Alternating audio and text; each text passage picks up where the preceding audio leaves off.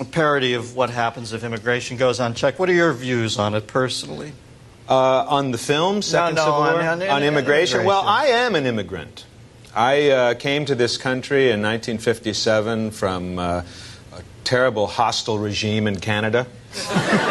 But what's fascinating about this subject, and it's one of the things that's touched upon in the movie The Second Civil War, is that you cannot even discuss this subject without being considered a racist in this country. And the immigration policy in the United States is the most liberal in the world.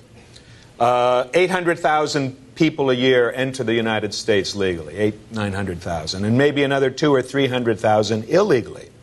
And no other country tolerates that kind of illegal immigration or that kind of mass influx through their borders.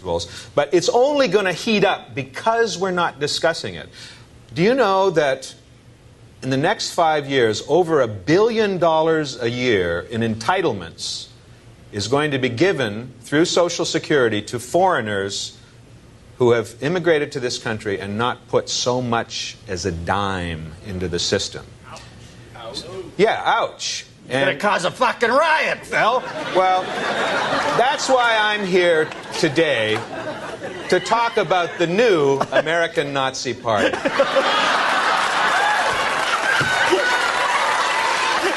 We're not just against gypsies and homosexuals anymore. Ask, are there countries, I mean, can I walk into, like, Saddam Husseinville and just start setting up a discotheque or what? I mean... Not a chance. No other country. In Japan, they have a saying, which means... No, that means, you don't set foot in my country, white devil, unless you buy a 50-inch television set. No, we're nutcases over here. We really are. How's this? You want to get pissed off? How's this for a law? A pregnant woman who sneaks into the United States and has a baby in this country, that child is automatically a U.S. citizen. How do you feel about that? Has all the entitlements that you have as a lifelong taxpayer.